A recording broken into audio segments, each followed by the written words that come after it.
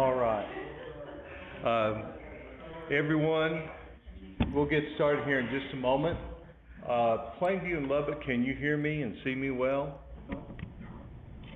We can hear you, but all we see is South Plains College emblem. Okay, let's see if I can adjust that. We've had some things were turned off.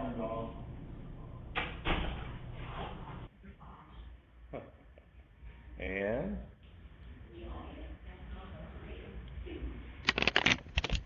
how about now? We can see you now. All right, good. Judy, are you there? Mr. Hope? Yes. How are you? We Can can you hear me? hear you. Cannot.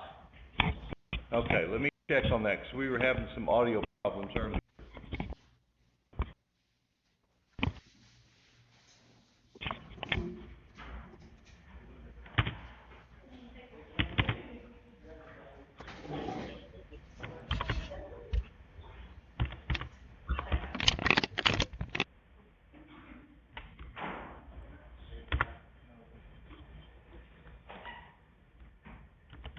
Am I hearing music? You share that with all of us? No, just turn it off.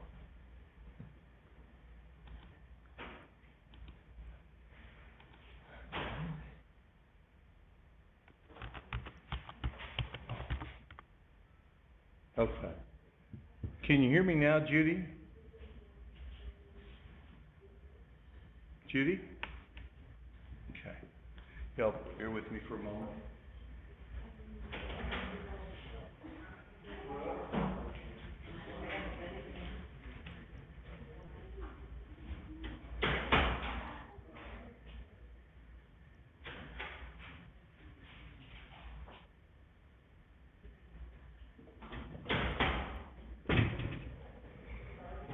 Okay. Let me write a note here.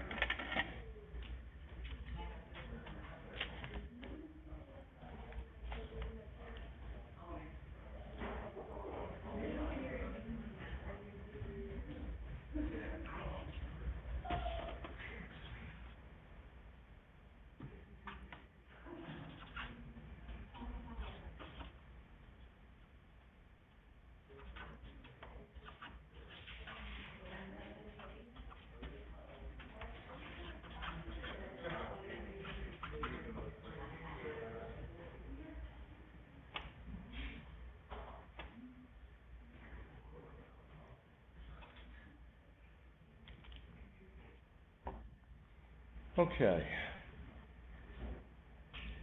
Try my mic again sometimes. It's funky.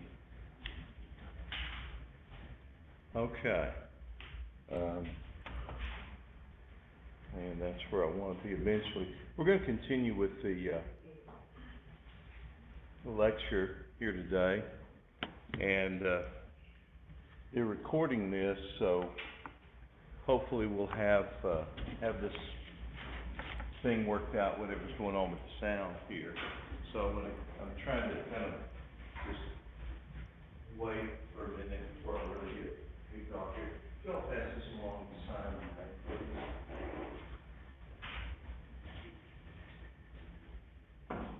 you get that back up to me.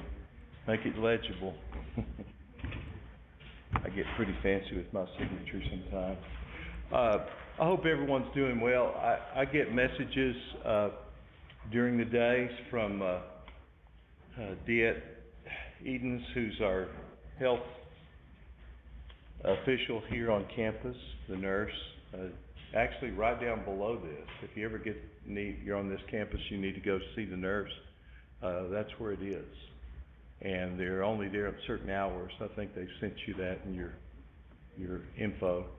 But that can help you out. There's not always a doctor, but there is sometimes. So if you have any questions, and she's the one that you email if you feel sick or you've been exposed to COVID or all that. Some of you know that, unfortunately. But anyway, we're just trying to stay as good as we can, right? And some people have come and gone, and so I hope we all stay well and stay good and stay.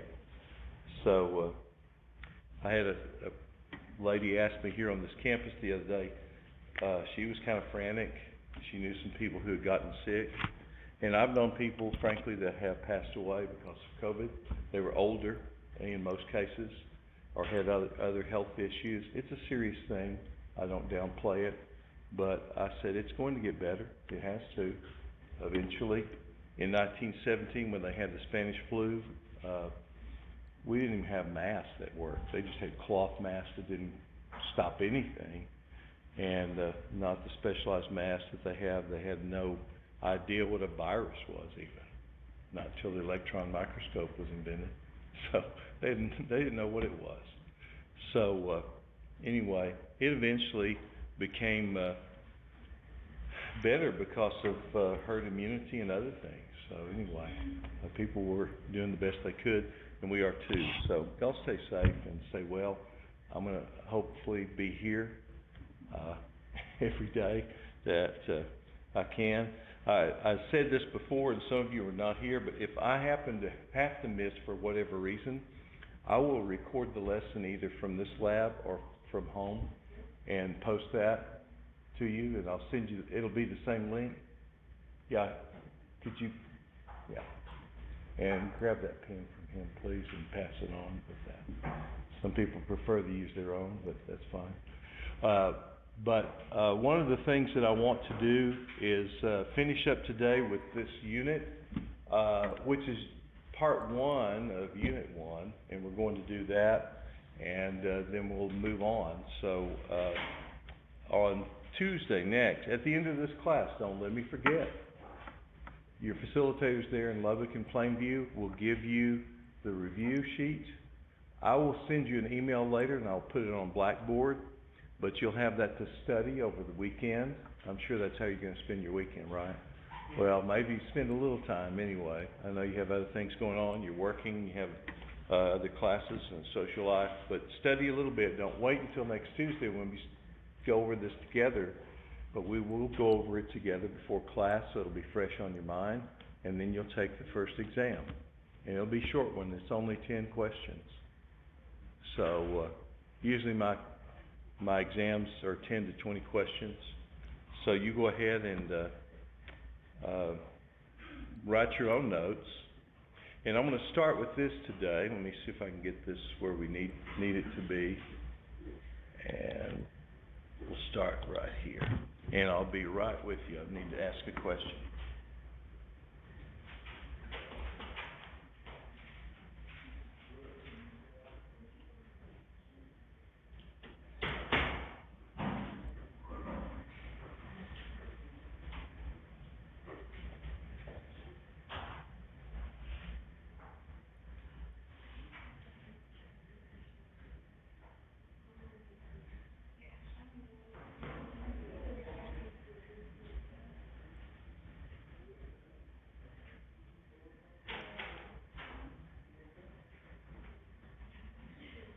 Okay.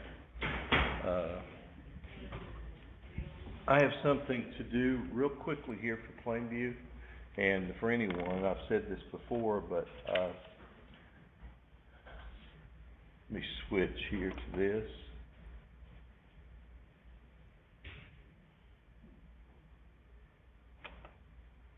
There we go.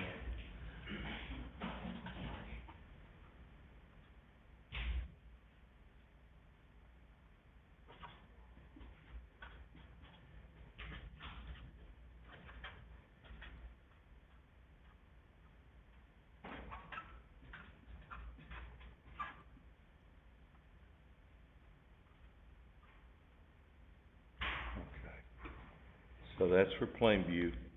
Anyone else that's having problems? So anyway, let's go back to this now. So here we are. Here's this word. You can say it, right? Chiaroscuro. Say it again. Chiaroscuro.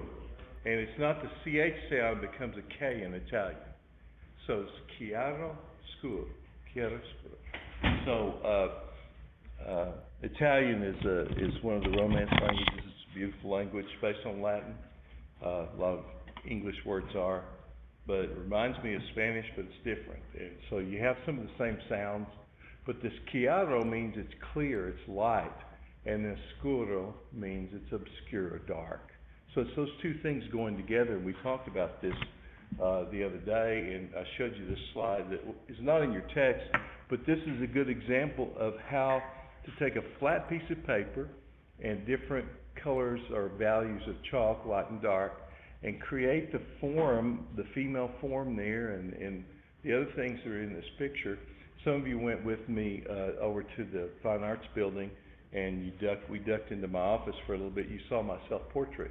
And I call it a sfumato self-portrait because it's the Italian idea of this blending of light and dark that's almost smoky. That's the word sfumato. And so it's this kind of gradual change from light to dark that you have to get when you do something realistic. And you see it in everyday life. You can see it, hold your hand out in front of you, unless you're sitting right under one of these lights, you still see some light and shadow change, right? And that defines the form, and that's really what we're doing. And so you have this in the text. Let me get my text here in front of me. And the idea that the light and dark, I don't have my page number down. That's on, I don't have it. Yeah, I covered it up, page 81 in your text. So before we left the other day, I gave you this word, right? Tenebrism. Tenebrism means the same idea, but very dramatic. You've all been to a play, and you've seen the stage darken, and then the spotlight comes on. And it's to focus our attention on the action, right, and to the actor. So what's going on here in this picture? It's the same kind of thing, isn't it? This is yes, it's chiaroscuro, but it's very dramatic lighting, which we call tenebrism. And during this time, note the date, around the late 1500s, early 1600s, Caravaggio, the artist, was trying to depict a dramatic scene, the calling of Matthew to be one of the followers of Jesus. And now they're wearing the dress of the day, not as they would have it in ancient times, 2,000 years ago, but here's Matthew, and he's got the money there on the table. And Matthew evidently was he was a tax collector, and he was not considered someone worthy of being a follower of this Jesus who everyone was talking about. And yet Jesus came to him specifically and said, I want you to be with me. I want you to follow me. And so this very dramatic scene, here's another one that is in your text, page 82. And this is an Italian artist, Artemisia Gentileschi. And this is Judith and her maidservant. And this is a terrible scene. And this is a story from the Jewish tradition. You won't find this in the Bible, at least the King James Version of the Bible. But if you have what's called the Jerusalem Bible, have y'all ever heard of that? Jerusalem Bible has these Jewish tradition stories in it. And Judith is a hero, or a heroine, however you want to think of it. She's a female hero to the Jewish people, because the story is that there was this Assyrian king called Holofernes. Now, he only appears here as his head because Judith was very beautiful, and she was serving the army of the enemy, the Assyrians. I mean, just like enemies do, they come in and they get all the women, and she was helping take care of him, bring him food and drink, and she served him wine. And he said, I want you to come and bring me food and wine tonight, and come to my tent late. And she said, well, do you mind if I bring my maidservant? And he said, the more the merrier. And so here comes Judith into Holofernes' tent. This is the king of the Assyrians, the leader of this mighty army. And she lulled him into a complacent state and probably gave him a little too much wine. And then she took his sword and cut his head off. End of the Assyrian army, because she came out with the head and showed it to the Assyrian army, and they ran. And the Jewish people defeated the army, and of course they were ready to fight. But here's this dramatic scene. She's shielding her eyes, isn't she? She's got the sword in her hand. She's done the deed. And there's another bloodier picture of this. And Gentileschi, this is a woman, now look, in 1623 or so, she was very well trained by her father, and she actually became a better painter than he did. But she's depicting something that's a very dramatic scene. And what better way to light this than this dramatic lighting called tenebrism, right? It's like, wow, powerful, right? Because of the lighting. There's the whole thing. And he's dead. Oh yeah. And this ghastly color.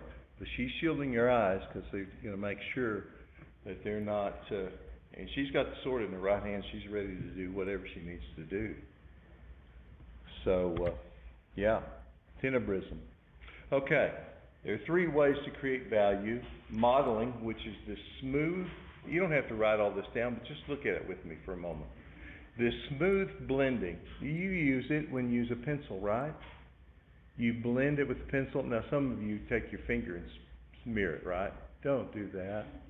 I told my students in drawing class, always put a sheet of paper underneath your hand, and I don't want any fingerprints on your paper.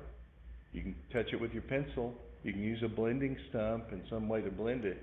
But that's a way of carefully blending that to get that roundness or that dimension, that modeling that we talk about in chiaroscuro, that going from light to dark. And then you can use dot stippling, and then let's see if I've got a pencil here that has a point in it. I don't, but I've got one. I did have one. So in going to the camera here, let's see. Got another piece of paper. I'm going to get there. There we go. So here is modeling. My eraser fell off. Oh no. What a tragic thing. So here is modeling. My camera's not adjusting very well. Let me see if I can zoom in a little bit here. Yeah, there we go. I don't know what's wrong with this. There we go. There we go. That's better. So you can see how I'm blending the values and getting gradually darker and darker and darker, right? This is that gradation. That's modeling, okay? That's the first one. Now, stippling, and I'll use this. Stippling is the use of pattern of dots, and you can have dots like this with the marker, and closer together, the pattern of stippling. You can do this with a pencil or pen or whatever tool, marker, works. But that gives us the appearance of value and also texture. And then we talked about hatching before, and we talked about cross-hatching. So those give value, and they can create texture and so on too. Let me go back here. Now here is this drawing by, all right. I think they're doing something to the camera. There we go. We're good. This work by Michelangelo, the head of a satyr, this mythological figure that Michelangelo drew here. And he used pen and ink, this brown, they call it sepia colored ink, on paper over a chalk drawing. Do you see the lines and the little dashes that Michelangelo did skillfully with his pen? And then how he built it up by the curves that followed the contours of the figure, and then how he did the hatching over and cross-hatching over that chalk drawing to create this masterful drawing. Not be easy to do that. And this is just a little sketch. It wasn't a finished drawing. Michelangelo's sketches, I'd just like to have one. And they're worth a lot of money, those sketches are, because they're by the master's hand, for certain. So that's another example. Here in this, and this is done with ink blended with a brush, but this is an idea, this oriental drawing here, how you have the values, the modeling. I don't know if you like Oriental art or not, Japanese and Chinese and art of the Far East, but I have some in my home, and it's just a peaceful feeling that you get from these scenes like this. And I've known people, my dad served in South Korea, and he said a lot of mountains, a lot of hills, and I've known people, and our one of our main piano teachers here on campus, Hee-Young Ji, is from South Korea, and she says it's very beautiful. It's very different than this because it's just totally flat here, and you have this beautiful mountainous country. We had a guest, a Fulbright scholar, came 2 different years from South Korea, and one year we were driving along, and they called him Isaac. That wasn't his Korean name, but he went by that while he was in America, and he said, "Stop, stop!" And we were going to Sundown, Texas, and so I pulled over. I thought he was going to get sick the way he was kind of dramatic, and he got out, and I thought he was headed over to the ditch to, get sick. He got his camera out, put his bag down, got his camera out. He did a slow, full 360, and he said, "My friends won't believe this when I get back home because it's flat." And I said, "I would love to see your country because this beautiful mountain landscape and so on that you have there. But look how they blended this light to dark with the ink there." So that's an example of modeling using ink. Now, this thing called atmospheric perspective, and you see that word there? You might put this in your notes.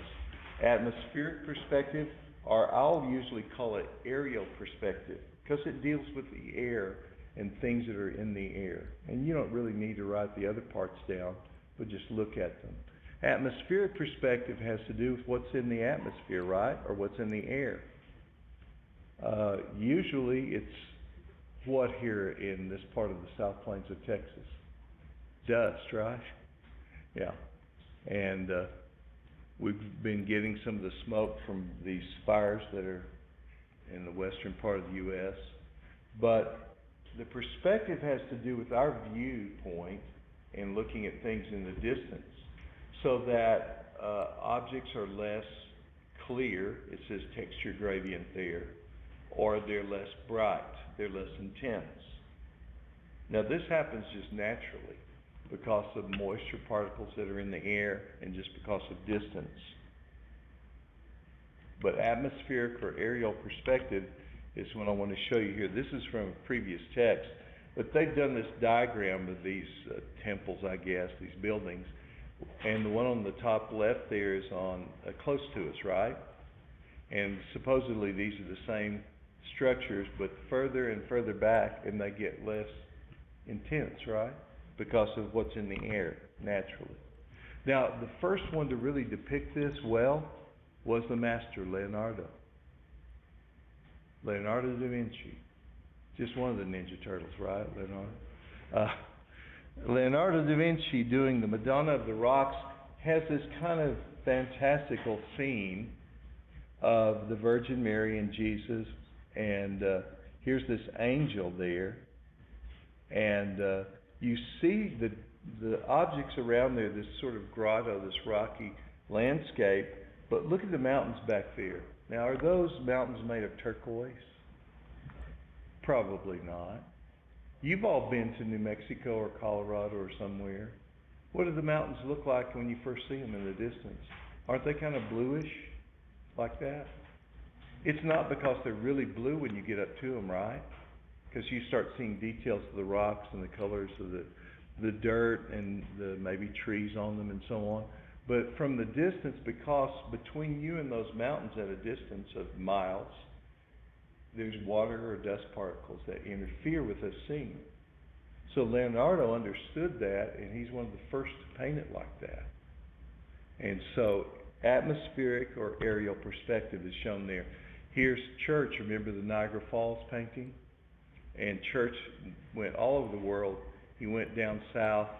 One of my favorite paintings of his is in the museum in Dallas. It's of icebergs. It's an amazing painting. But here is this tropical scene, a lot of atmosphere, right? And a lot of moisture in the air. And so that's interfering with, and this sun is going down here, so you see that even magnified more. And here's this picture showing the different levels of detail. Detailed rock formation these men are standing on, and as you go further and further back, the trees and the rocks get less distinct, right? That's all atmospheric perspective. Now, I wanted to point this out, and these are things that your text doesn't have, but I think they're important because they're the foundation of what we think of as perspective and what we call linear perspective, and I'll put that down here in a moment. But here's, I hope you all get to go to Florence, Italy, and this amazing city, but here's this baptistry there. The Italians call it Firenze Italia, Florence. And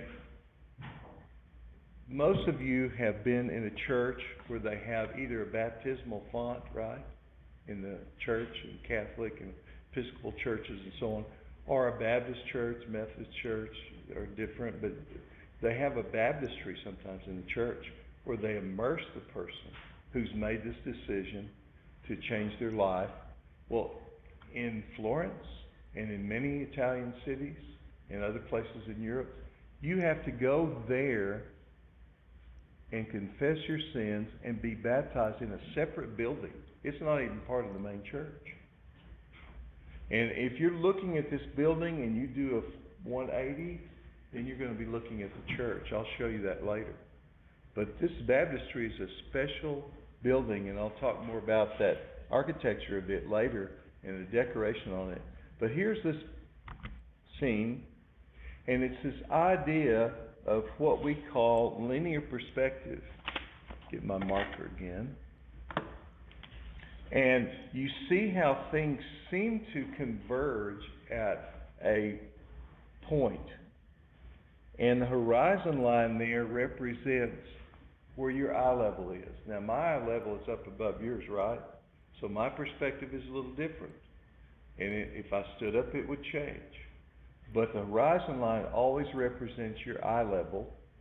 And as I look out in this room, if I have my whole field of vision, I'm looking ahead, I can see up above me and below me, straight ahead. I can see pretty far on either side. So if I look at those lines, they seem to converge down to one single point that's equal with where my eye level is. And yours is where your eye level is, right? So they've drawn these lines on this painting, and you can take a photograph and do the same thing, that seem like they come together or converge at this, what we call a vanishing point. And this is the thing we call linear perspective. It's not switching like it once did. We're having some issues. But it's this thing, and the word line, right? Get it on here. And we're going to change that to linear perspective.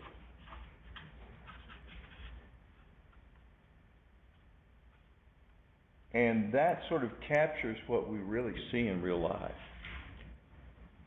And I'll show you some illustrations here in a moment. So the word line, using lines or linear perspective to show that, what we really see in real life. How many of you have done a perspective drawing before? Anybody? Okay. I used to have students do that when we did actual art in this class, but they changed it all, so I would be doing it differently if we could, but we're not. Okay, so we're going to get back there eventually. There we go. Okay, so this is an illustration showing that painting, but the guy who really kicked this off, hello, come in Tokyo. The man who really kicked this off was a guy named Filippo Brunelleschi. I'm not going to ask you to write his name. It's hard enough to even say it, right? But Brunelleschi was looking at this baptistry, and he said, I want to do a drawing of this. And he said, I have a theory. And he had written all this down. And by the way, Leonardo da Vinci and Michelangelo looked at his notes. He published a thing. So he was the guy we can point to and say, Brunelleschi was a genius. because he figured out how to put this down on paper and paintings on the wall or on canvas. And he did this experiment, he did this drawing, or this painting rather, and then he made a hole in it so he could hold the painting up. He's looking at the back of the painting. He's holding a mirror up and he's checking his painting with the real thing. Now that may be kind of confusing, but that's how he did it.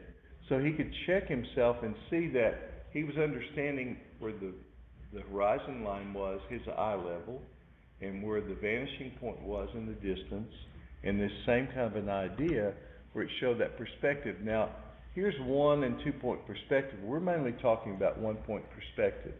And it shows this drawing, this is in your text, and I've kind of shifted the color to the end here. So this is on page, let's see, 95 in your text, 96. But you see the vanishing point where things seem to converge. And then a 2 point perspective does it with 2 vanishing points, because you're at an angle to a thing. You're not looking at it straight. Now this may make more sense. You've all looked down the street or down the highway, right? The highway seems to get smaller as it goes further away from you. And if you've not noticed that, and I'm not saying pay attention to that while you're driving and ignore what you're supposed to do while you're a good driver, right? But look at this, where those lines seem to come together and converge in the distance. That's what really happens. And in fact, they've shown it here where this building, the lines of the building seem to come together and converge at that vanishing point too. Now we know things don't really vanish there, but that's how it appears to be. So Brunelleschi wrote these first ideas down about how this really is something we see. You have this illustration, page 95, and this guy is sitting there, and we're looking down on him, and we're looking at the parallel train tracks. We know that they're even. They have to be, right? We know the highway has to be the same width pretty much all the way down with some variations. But as you're looking at it, and that horizon line is at the person's eye level, right? It seems to converge or come together at the vanishing point in the distance. And this is just an illusion to show what we really see, this idea. Okay? Now, this isn't in the text, and this is not the best illustration. Remember what I said a while ago? When you're looking ahead, you're seeing not just what's in front of you, you're seeing, your field of vision is pretty wide, isn't it? In fact, if you're looking ahead, you can see, I can see my fingers out here on the left and fingers on the right. So that's my whole field of vision. And you can see up above you and see below you. If your eyes are healthy, sometimes people as they get older, their field of vision constricts. But your healthy eyes, thank goodness, give us a pretty amazing view. So Brunelleschi tried to take that view of the full peripheral vision and everything and try to put that together.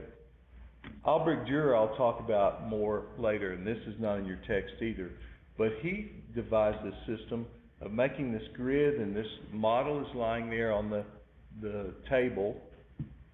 He's got a cushion for it, thankfully, but not the kind of a dangerous looking way he's got there, but he's got this pointer and he's lining himself up at the table and he's looking through this wire grid that he made, and he's got a corresponding grid there.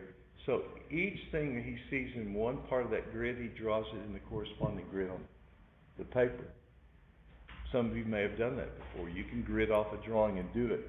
But he's using this idea of perspective. But you have to remember, you can't shift in your chair like this, because your perspective changes, right?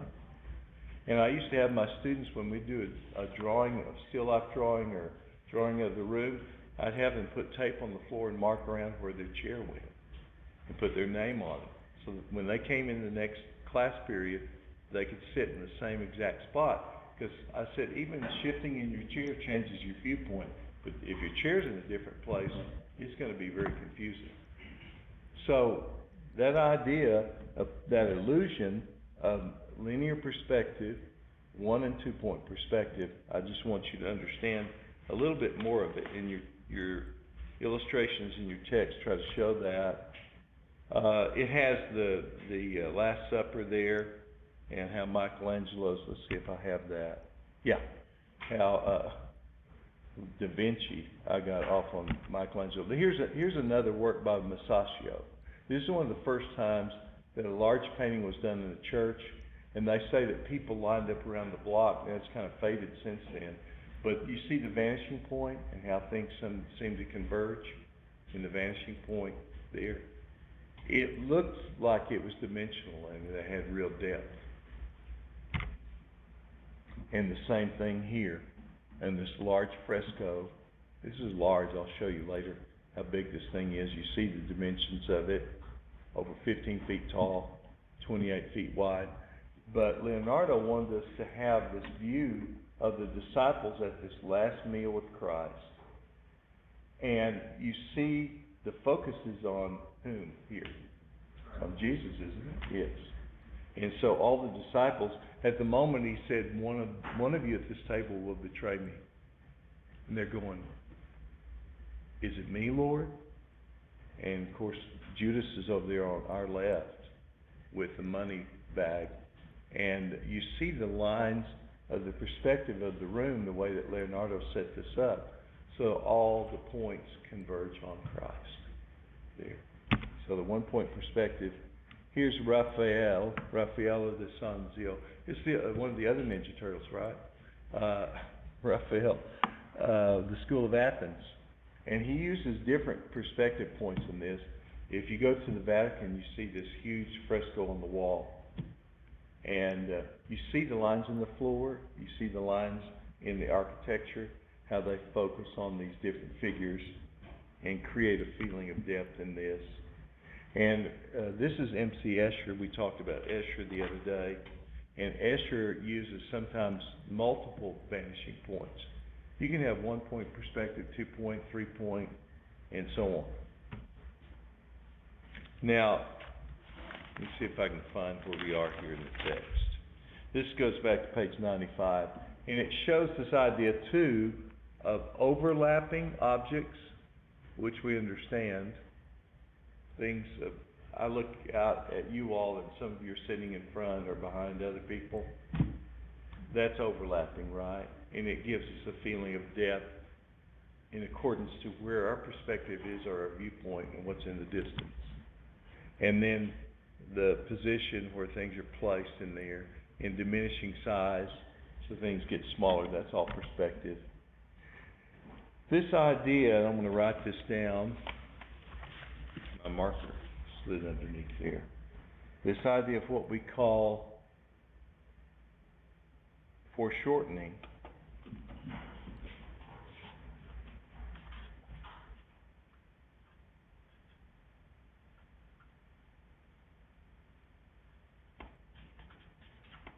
Foreshortening has to do with a forced perspective.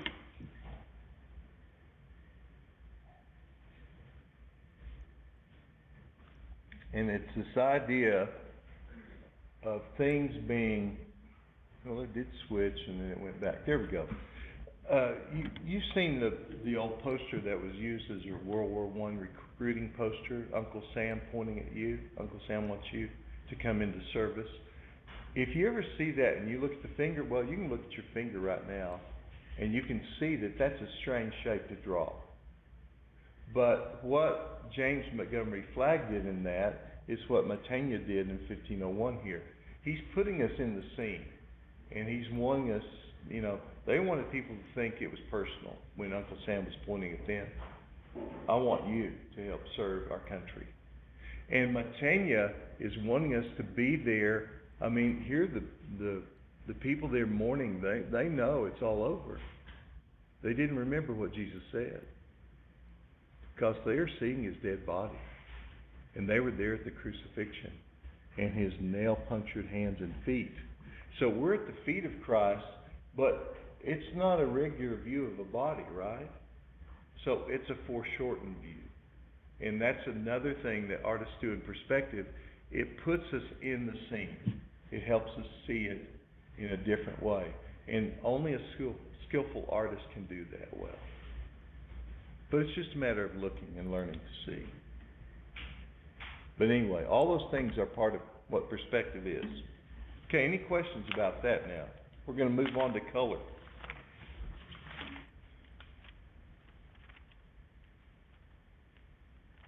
Can you imagine the world without color? I remember the first color TV I saw. And they're black and white TVs and all black and white shows. And my uncle had a color TV, and he said, Friday night I want you guys to come over and we're going to watch color TV. And it was amazing. It's like, wow, this is almost like real life. And we've been to the movies and seen color movies, but anyway, color is something that we enjoy. And like I said before the other day, some people are colorblind and they see different variations of color, but color has to do with light. And like I said the other day, I'm not going to get all into the physics of it, but color, your author tells us here, is we see color because of sensations of different wavelengths of light. I'm not going to ask you all that, but it's taken in through the receptor cells in the eyes. Now, we talked about value and the rods, right, the other day. What are the receptor cells in the eyes that perceive color? The cones. See cones, see color. Okay? So the cones in our eyes see the world around us, and they take that information, you know, the lens of the eye focuses what we see on the retina, and those receptor cells send it along the optic nerve to the brain. And it's an incredibly complex thing. It's miraculous that we can see what we see. But remember what we talked about the other day. Value has to do with how light or dark something is. So the value of the color has to refer to its lightness or darkness. The degrees of difference between shades of gray, but also the degrees of difference between how light or dark it is. And we'll look at examples of this as we go on here. There's a grayscale, right? Similar to what we saw the other day. And it's not pure white and pure black there and what we're seeing, but this whole gradation or change from light to dark. And we said there could be hundreds of thousands of those, right? 750,000 different values. And then you throw color in there, it's almost infinite, isn't it? So color, we think of emotions with color too, right? Now you all have your favorite color, right? Has your favorite color changed over time? Some people yes and some no. But color also has emotion associated with it. And that might be one of the reasons things are favorite to us. Some experience or whatever. It may just be our personality. One of my granddaughters, and I do have two granddaughters and a little grandson. My granddaughters, they all call me Grandpa, so it's not a bad thing to be Grandpa. But they have different favorite colors, so we always try to look for things that are in those colors that they like. So we associate emotion with color. Have you ever heard someone say, I feel blue today? Yeah, that means what? You're sad, right? And you have a whole genre of music called the blues, right? Yeah. And so, have you ever heard someone say, I'm seeing red? That means what? They're mad, they're angry, yeah. So, get your blood pressure down. Look at some cool colors, right? So they can trigger an emotional response. Marketers, they know that, right? Think of all the food places that have bright colors like red and yellow. They get our attention. They focus our attention on that. Now, your author has this on page 83. The visible spectrum. Isaac Newton discovered this, that he could take a prism, a piece of optical glass, and split the sunlight into the rainbow. I've got a couple of prisms. I used to bring them to class and try this. It doesn't work in some lighting, but sunlight for certain has all those. In white sunlight, it has the whole rainbow. And when we see a rainbow, it's because of the droplets of water in the air refracting that light. And we see this cool rainbow. Have you ever seen a double rainbow? Have you ever noticed that it's exactly the opposite? Now, here are the colors, and I used to say, you can remember them, easy. It's the little boy who lives on the rainbow, right? Look at the bottom, on the right there, R-O-Y-G-B, and some people put indigo in there. Roy G. Biv is the little boy who lives on the rainbow. So R for red, O for orange, Y for yellow, that's Roy, G for green, and B, blue, indigo is blue-violet, and violet. Roy G. Biv, you got it. But if you see a double rainbow, it's exactly the opposite. I'm not sure I understand the physics of it, but that's what it is. Now here's another example, light coming in, the visible spectrum there. And we see light, I'm not going to ask you all that, but let me go on to this. This is an actual photograph of the white light coming in, focused in there from a small opening into the prism and split up into the rainbow like that. The visible spectrum. There's a whole invisible spectrum that we want to talk about now. We're just looking at colors. And these wavelengths of light are either absorbed or reflected on an object. Now think of this. You get into a car when it's 97 that has black leather seats. You'd be sorry you're wearing your cutoffs, right? You're going to say, man, I need a blanket or a shirt or something to throw down on this thing. Why? Because all the white light, all the sunlight is absorbed, right? That's why solar panels are black, right? Those solar panels that you see in people's homes and so on, it absorbs all that sunlight and the energy there, and none is reflected, or it's pretty much all absorbed. So we see a color, a blue shirt, because the blue is reflecting that part of the spectrum. Now, I'm not going to get into all that, but that's what we see. And this idea of the psychological dimension of color, or the physiological dimension of color is something different. And I want you to write down in your notes those three words: hue, value, and intensity. They're right there together. Hue, value, and intensity. Now, some people say saturation instead of intensity. Hue, H-U-E, value, and intensity. Hue is the name of the color, basically. If I say this folder, what is the hue of this folder? You'd say the hue is red, right? And value has to do with how light or dark it is, as we talked about before. And you can have lighter or darker. Some people say, I want a darker tint of that. Actually, tint means it's light. Shade means it's darker, which makes sense, right? I'm not going to ask you that on the test, but... And then you have saturation or intensity. That's how pure the color is, how strong and bright it is. Now, those three values or dimensions of color, three parts of color, I should say it that way. Hue, value, and intensity, they're interlinked. If I change one, I change the other. If I change the value of a color, don't I also change its hue and its intensity? If I change the intensity, I also change the color. It would be a different name of color. It would be a different value. Now, you also have cool and warm colors, right? So we'll look at that here in just a moment, too. So make sure you know what hue is. It's the name of the color. Value, how light or dark the color is. And intensity, or saturation, is that how pure the color, how strong it is.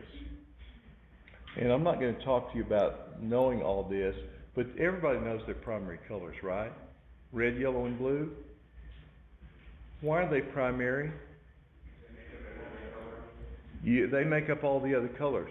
I could give you a paint set, I could add black and white to it. With watercolor, you don't need that. But you could have red, yellow, and blue. You could make all the other colors, right, in the spectrum, because they're basic. And also remember this, you cannot make red from any other colors. You cannot make blue from any other colors. Neither can you make yellow from any other colors. They have to be made from the pure pigments, and we'll talk about paints and pigments later. The secondary colors, if I have an equal mixture of red and yellow, I get orange, right? If I have an equal mixture of blue and yellow, I get green. And if I have an equal mixture of red and blue, I get violet, or purple, some people say. Purple and violet are the same. And then we have the other group called tertiary colors, which are like yellow, orange, red, orange. They're the two color names, right? That's the third group of colors. And I'll show you these. Analogous colors are the colors that are close to one another on the color wheel. We'll look at a color wheel. And complementary colors are colors that are opposite, exactly opposite on the color wheel. Let's look at this. Now this is in your text. I'm kind of getting away from that a little bit. It shows mixing the yellow and red together in the secondary color, orange.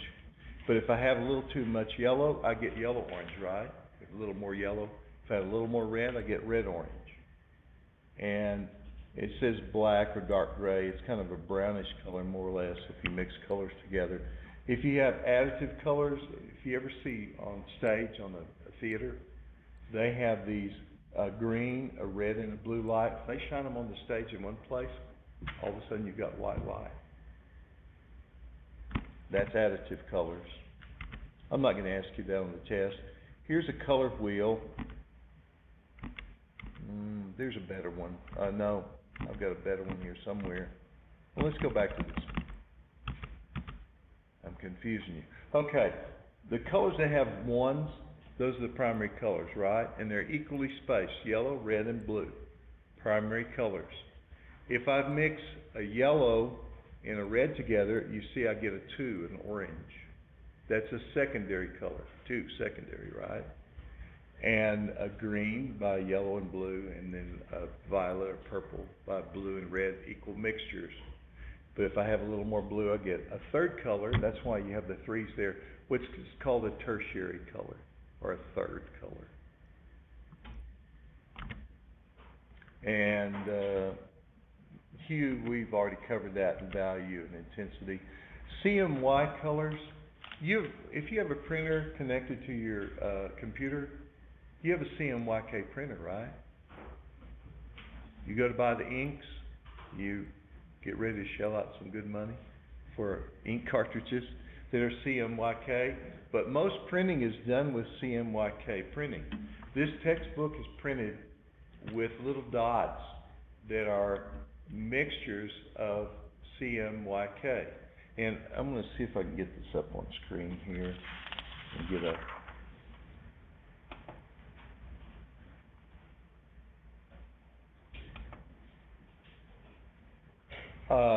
I took these off different things. This is ginger ale, maybe 2 ginger ale containers. You ever see these when you open up a carton or a box? I think one of these is from some granola. I think this is from some cereal. But it shows their color chroma, their main colors, and then how they've got mixtures of the yellow and the blue, or the C is cyan, which is the blue color, right? That's cyan. And then you have the yellow, CM is magenta, M is magenta, that's magenta right there. And Y is yellow, and then K is black. Someone said, why don't they have B? Well, I don't know, but that's the way they do it. So it's termed CMYK printing. So all printing is done by that. You see this little target here, that little circle? That's the registration mark. So if all the colors are lined up correctly on that, they print so it looks good, it's not blurry. And we'll talk about that later on. So that's CMYK printing. And you see it, this textbook is printed like that. Every piece of magazine any cartons, any boxes that are in color, they use CMYK printing. Now, we talked about intensity already, color schemes that artists use, and your text gets into this. I asked students one time, what mono meant, and someone said, oh, you're very sick. Okay, yeah, but mono means what? One, right?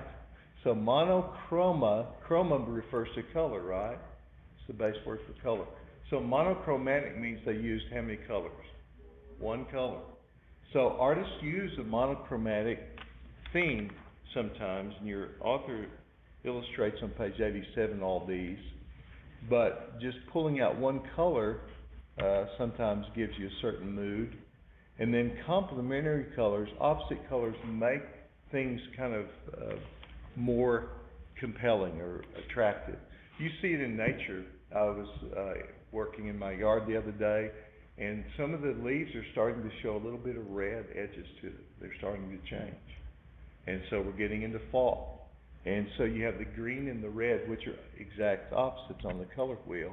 Now I want you to look at this screen for a moment, everyone. Eyes all open, everybody? Okay, look at this screen, and I'm going to have you stare at this little white dot in the center of this screen for just a few seconds, and I'll say go, but try not to even blink. So everyone stare at this, and look at that dot in the center, and just try to look unblinking for a few seconds more, and just stare right at that dot. And now close your eyes. And now open them and look at that white screen. What do you see? Now, the reason that happens is because this flag is not, I think, in the exact colors, but the green and red are opposites, right? And the black and white are opposites. For some reason, it works well that the field for the American flag works well with that particular color of yellow. So that's what is using the complementary colors. And some people say it's a fatigue in the optic nerve, and the brain does that. So we see so much of a color. You've noticed this phenomenon, right? You're driving, and you turn a corner, and you don't have your visor down and your shades on. You see the sun for just a moment, and you see this black dot on everything for a while, right? It's maybe a protective mechanism, the eye. I had a student one time that was saying, you know, Mr. Hope, when you stare at the sun for a long time, and he was finishing his sentence, and I said, wait a minute. You stare at the sun? I said, you're damaging your eyes, sir. Don't ever stare at the sun. It's too bright. But you see that in colors, and artists use this. Now this shows analogous colors there close to one another on the color wheel. So artists use those groups of colors. They use a triadic scheme, and then they use a warm scheme. The warm colors, the colors of fire, right? The oranges and yellows and reds. And then you have the cool colors. Cool man, right? The cool blues and greens and so on. And then it shows how artists use these different colors and the color scheme of different artists. This is not in your text, but I wanted to show you this. There was an uproar in the 1970s, early 80s sometime, when they decided that they would clean Michelangelo's Sistine Chapel. People said, oh, you can't touch it, it's sacred. But mainly because soot and from candles and lamps had accumulated on the ceiling along with dirt from the 1500s to that period of time. They mainly used distilled water in an organic solvent, and it took them years to do it, but that's what they got to. Michelangelo's real colors. And that's what you see if you go there now. It's fascinating. He used the pure pigments, and Michelangelo would have been so sad to see his painting turn like this. And when they just cleaned off the grime, they got down to the beautiful colors that were there. Now, we talked about emotional and color. Van Gogh used color emotionally. He used these bright, brilliant colors. You see the sunset like we see here at Frederick Church's, and how artists use kind of this color scheme. You see the blue is real prevalent there, but it's made really to show better because of the yellow in this. And here are these dots of color, the red and the yellow mixed together to make the orange. Seurat, Georges Seurat, the French artist, and I'll finish up here in just a moment, but he began using points or dots of color, we call it pointillism, to make these paintings. And you see this can-can dance here, but up close, he put little dots close together. So from a distance, your eye mixed it and blended it together. If you magnified the textbook, you'd see those little dots, but our eye blends it together because they're so high resolution and printed so well.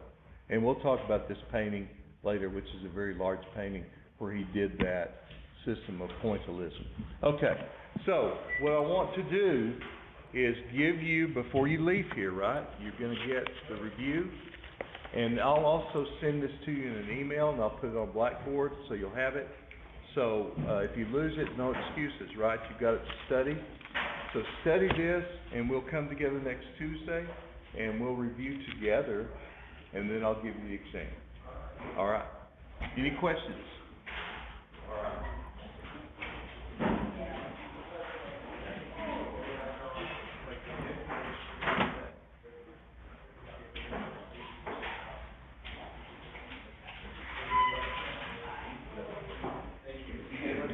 You get more than one.